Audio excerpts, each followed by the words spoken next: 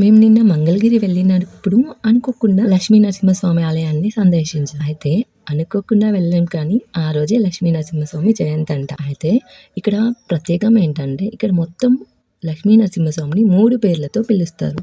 కొండ దిగువ భాగాన ఉన్న స్వామిని లక్ష్మీ నరసింహస్వామి అని, కొండ మీద ఉన్న స్వామిని పానకల లక్ష్మీ నరసింహస్వామి అని, కొండ పైభాగాన ఉన్న స్వామిని గండాల లక్ష్మీ నరసింహస్వామి అని పిలుస్తారు.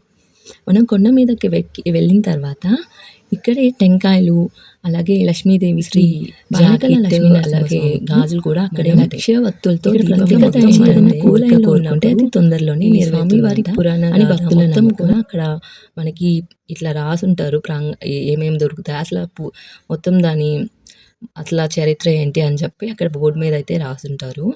అండ్ మనకి టికెట్ వచ్చేసి ఇక్కడ 2 తీసుకోవాలి. ఒకటి ఏంటంటే పానకంకి, ఇంకోటి ఏంటంటే ఎంట్రీ టికెట్. పానకం టికెట్ వచ్చేసి 35 రూపీస్. అందరు తీసుకోవాలి, ఇది కంపల్సరీ. లోపలికి వెళ్ళిన తర్వాత అర్చన చేయించుకొని పానకం అయితే ప్రసాదంగా తీసుకోవచ్చు. ఇంకా మనకి ఎంట్రీ ఫీజుకి వచ్చేసరికి 100 రూపీస్ ఏంటంటే ఇది ప్రత్యేక దర్శనం, అండ్ 10 రూపీస్ ఏంటంటే నార్మల్ దర్శనం అనమాట.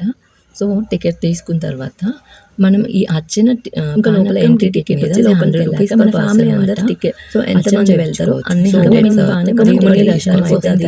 ఒక టికెట్. ఇక్కడ పానకం వచ్చేసి సగలికం స్వామికి సమర్పించి మిగిలిన పానకం అయితే మనకి ప్రసాదంగా ఇస్తారు.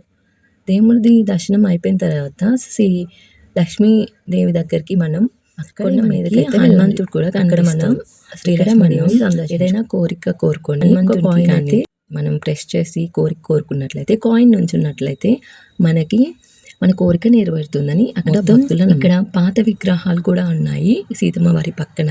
ఇక్కడ మనం శ్రీ విష్ణువు కూడా మనం సందర్శించవచ్చు.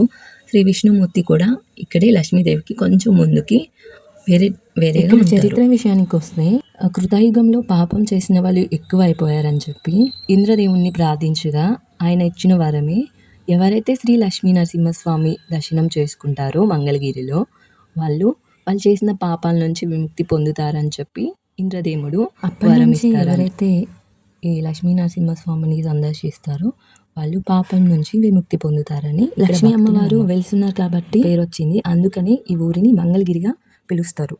వీడియో నచ్చితే లైక్ చేయండి.